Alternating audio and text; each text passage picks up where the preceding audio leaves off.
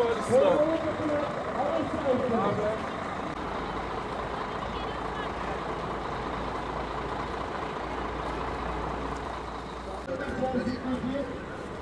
sahipleri. Kapının girişinde sizlere verilen ispat kartlarını Selamünaleyküm.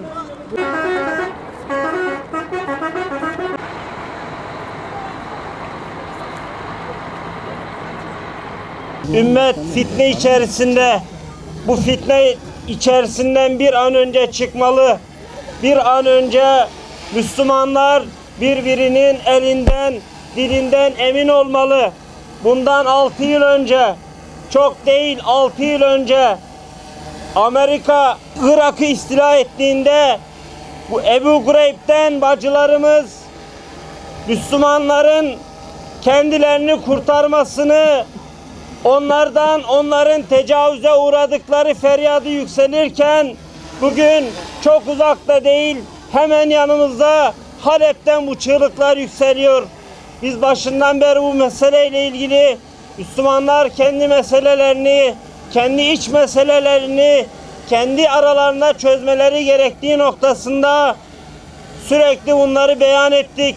Ancak geldiğimiz nokta itibariyle bugün bu yaşadığımız durum maalesef kendi içimizdeki sorunlarımızın batıya havale etmemizden, onlardan medet ummamızdan kaynaklı. Bakın, Halep bombalanıyor, Suriye bombalanıyor, Müslümanlar birbirlerini katlediyorlar. Ancak bugün Rusya Dışişleri Bakanı ve Amerika Dışişleri Bakanı Müslümanlar adına ateşkes imzalıyor. Bu çok acı verici bir durum. Bir an önce bu zilletten kurtulmamız lazım.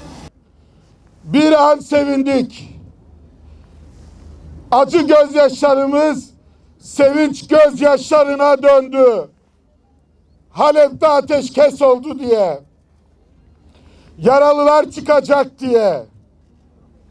Ama tekrar ateş ettiler. İnşallah.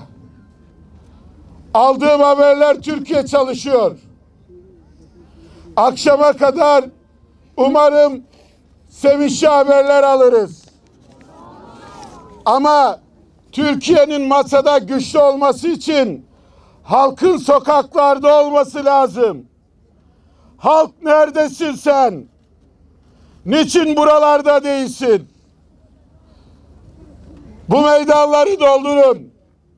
Bu konvoy yola çıktığında yolda katılın, eşlik edin, gösteriler yapın ki görüşmeleri yapanlar da halk bizim arkamızda desin. Bir an önce bu sivil insanlara yardım ulaştırmak ve oradan çıkmak isteyenleri çıkarmak için insani yardım koridoru açın. Cenevre Sözleşmesi, uluslararası hukuk, hepiniz çöpe atıldınız.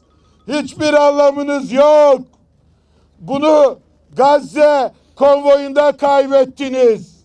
Şimdi de Gazze'de yaptığımızı Halep'te yapacağız inşallah. Bütün dünyaya duyuracağız.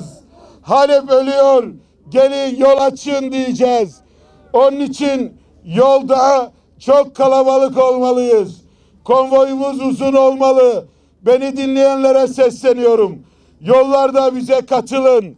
Bize destek verin. Halepli kardeşlerimizi kucaklayalım. 15.000 çadıra ihtiyacımız var. Bu arada arkadaşlarım hemen konuşma bitmeden bir çadırın fiyatını söylesinler, onu da anons edeyim. 15.000 çadır ve yine 15.000 hasır veya işte halı. Üşüdünüz değil mi burada? Halep'te herkes üşüyor. Giyecek yok, ayakkabı yok. 15.000 çadır, hasır ve halı. 200.000 battaniye ve yastık. 100.000 sünger yatak. Ben bu arada bu battaniye üreticilerine, yastık üreticilerine, sünger yatak üreticilerine sesleniyorum.